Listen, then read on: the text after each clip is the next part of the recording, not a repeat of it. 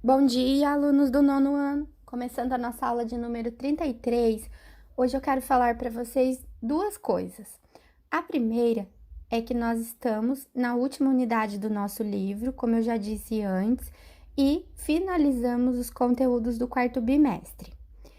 A segunda coisa é que no final da última unidade do nosso livro tem várias páginas voltadas para revisão, tá? Revisão dos conteúdos do livro inteiro, né? Desde o primeiro bimestre. E, inclusive, alguns deles já foram de tarefas para vocês. E como eu já finalizei todos os conteúdos, daqui para frente vamos fazer revisões, interpretar exercícios, para reforçar, né, todos esses conteúdos ensinados. Então, a página de referência dessa aula de hoje é a página 18 da última unit.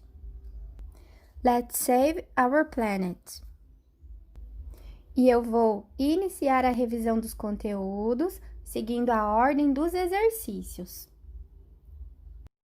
E vamos lá. O primeiro exercício da página 18, dessa parte de review, é um exercício relacionado a short answers, tá?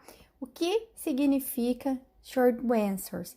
São respostas curtas, né? Respostas simples, básicas, yes ou no.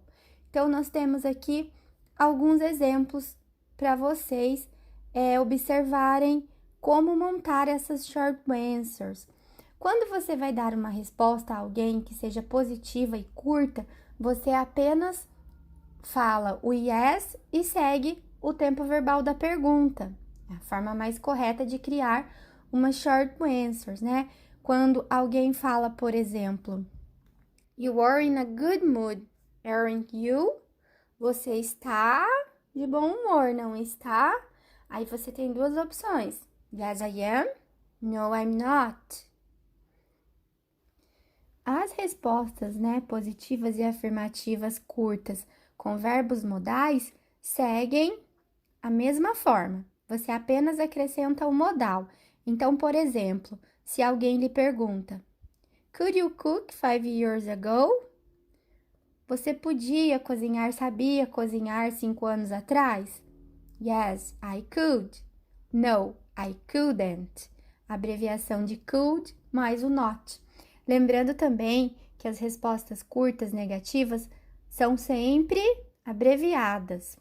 Agora, um exemplo com o verbo can, que é o verbo modal usado, né, para falar de habilidades que você tem ou para pedir permissão informal, né? Repetindo sobre o could, ele é usado para falar sobre habilidades passadas, né? Coisas que vocês sabiam fazer, e também ele é usado na questão de permissão mais formal. Então, temos aqui uma pergunta usando o can. Can your parents skydive? A resposta correta seria yes, they can ou no, they can't. Isso se fosse no plural. Agora, em primeira pessoa, você vai responder sempre usando o I, né? Yes, I am. Yes, I can. Yes, I could, tá? Dependendo do verbo e também do verbo que está sendo usado, aliás, do tempo verbal, do verbo modal e da pessoa, né? Do pronome a que faz referência. Aqui eu coloquei vários exemplos para vocês em primeira pessoa, só alterei o tempo verbal e o verbo modal, não tem problema. Só para vocês revisarem isso aqui e lembrarem disso, né? Como eu fiz um exemplo agora com o presente simples, né? Respostas curtas no simple present. Quando você vai responder se for positiva em primeira pessoa, você vai falar yes, I do. Ou na forma negativa, no, I don't. Mas se a pergunta se referir à terceira pessoa, que são os pronomes he, she, it, muda um pouco, né? Você colocaria yes, she does. No, she doesn't. Don't, doesn't são abreviações de do mais not, does mais not. Então, resumindo, na hora de formar short answers nesse exercício, tem que ficar atento a que se refere a pergunta e qual o tipo de verbo está sendo usado. E o segundo exercício, da página 18, é um exercício relacionado ao uso do can e do may, né? Que são dois verbos modais aí, e que têm contextos específicos de uso. Então, vocês precisam reescrever as frases acrescentando can ou may. Nesse caso, ambos estão sendo usados para permissão, tá? Então, temos aí que diferenciar o can, usado além de habilidade para permissão informal, e o may para permissão formal. Então, de acordo com a escrita das frases, vocês precisam acrescentar can ou may nas questions. Muito simples esse também. Uma dica que eu sempre costumo falar para os alunos é que o may, ele é mais formal em relação, né, a pessoas com quem temos pouca intimidade. E o can não, já é mais informal, né? Fala com um amigo, com alguém da família, enfim, aí fica muito simples na hora de reescrever aí os exercícios. E o último exercício da página 18 está relacionado aos derivados de some, any e no, um conteúdo que vocês aprenderam lá no primeiro bimestre. Então, nós temos aqui, né, o uso de algumas palavras que formam esses derivados. Então, nós usamos as palavras one e body para indicar pessoa, thing para indicar coisa e where para indicar lugar. E acrescentando essas palavrinhas, formamos então os derivados, né? Como, por exemplo, someone, somebody, indicando alguém. Something, indicando algo ou alguma coisa. Somewhere, em algum lugar, né? Anyone ou anybody, alguém, ninguém. Anywhere, em nenhum lugar. No one ou nobody, ninguém. E nothing, nada.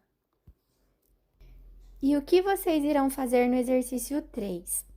Completar as frases usando, né, a palavra derivada correta, de acordo com o contexto da própria frase. Basta acompanhar pelo vídeo, que aqui vocês têm todas as traduções, né, dessas palavrinhas, e aí colocá-las no contexto correto. Só para finalizar essa página, eu não vou especificar aqui, mas o exercício de número 4 também está relacionado aos verbos modais. Então, bem fácil aí, só colocar, né, as alternativas corretas aí. E dando continuidade, agora estamos na página 19, exercício 5. Exercício para vocês reescreverem as palavras na ordem correta, montando as frases, e ao final vocês precisam criar, né, acrescentar a tag question correta. Então, aqui é mais uma revisão dessas tags para vocês, tá? Lembrando que elas são usadas com diversos tempos verbais e também verbos modais. São perguntas confirmativas, né? Relacionadas a algum assunto. E, para vocês relembrarem, elas podem ser usadas com tempos que precisamos de verbos auxiliares, né? Como do, does, did, have, has, aí, respectivamente, auxiliares do presente, passado, presente perfeito. Também com will, né? Que além de ser um verbo modal auxiliar do futuro, com o verbo to be, né? Tempos progressivos. Aqui chamamos de past continuous, present continuous e verbos modais como can, could, would, should, entre outros. Então, o que vocês precisam observar nesse exercício? Que cada frase está em um tempo verbal. Basicamente, se vocês olharem na página 19, temos tempos como past continuous, verb to be present, simple past, simple future, simple present. Então, não tem segredos, né? Só montar a tag considerando o tempo verbal. Por exemplo, se a primeira frase afirmativa estiver no presente simples, eu não posso esquecer que na tag eu preciso adicionar o auxiliar, né? Como don't ou doesn't, dependendo das pessoas a quem estou me referindo. Se eu tiver uma frase positiva no passado, né? Com um verbo regular ou irregular afirmativo, eu tenho que lembrar que na tag eu preciso acrescentar o didn't. O mesmo acontece com will. Will vai estar sempre acompanhado de um verbo principal nas afirmativas. E se eu quiser formar a tag negativa, eu preciso acrescentar won't. O present perfect já está bem explicado para vocês também, né? Se eu estou usando has ou have, que são auxiliares nas negativas e tags, eu preciso usar hasn't ou haven't. E o mesmo ocorre com verbos modais, né? Agora, se a primeira frase estiver negativa, usando can't. Na tag, eu vou usar o can e mais o sujeito a quem está se referindo. O mesmo serve para would, should, né? May, entre outros. Continuando sobre os exercícios 6, 7 e 8, temos aqui conteúdos também estudados, né? E nessa revisão, eu vou direcionar vocês para fazer corretamente esses exercícios. Então, nós temos aqui o exercício de número 6 sobre verb tenses, né? Que são tempos verbais. Vocês precisam pegar os verbos que estão no parênteses, tá? E colocá-los nas lacunas no tempo verbal correto. Para isso, fiquem atentos às palavrinhas como yesterday, every day, next year, porque elas indicam aí tempos verbais também, né? Presente, passado, futuro, enfim. Esse exercício é mais simples. Depois nós temos o de número 7, sobre pronomes relativos. Lembrando que cada pronome relativo tem seu contexto de uso, seu significado. Vocês vão fazer uma análise dessas frases e acrescentar o pronome relativo correto, né? Temos o who, which, whose, tá? Vocês vão escolher aí o ideal. E o último exercício de número 8 está relacionado ao uso do used to em inglês, né? Usado aí para falar sobre hábitos passados, coisas que eu fazia, mas não faço mais. Aí eu vou me referir a eles usando o used to. Então, vocês vão pegar essas expressões, né, que estão no que nós chamamos de box, aí no quadrinho, e vão acrescentar as lacunas aí, juntamente com o used to. Ver qual é a expressão ideal para cada frase, né, para cada alternativa. E hoje, então, vamos parar aqui na página 19. Na aula que vem, eu faço, né, a revisão com vocês da página 20 e 21. Então, vamos por partes. Espero que vocês consigam completar a página 18 e 19. São páginas de revisões, dá para fazer certinho, tá? Basta prestar atenção na explicação. E a tarefa vai ser justamente essa, né? Corrigir e completar esses exercícios também.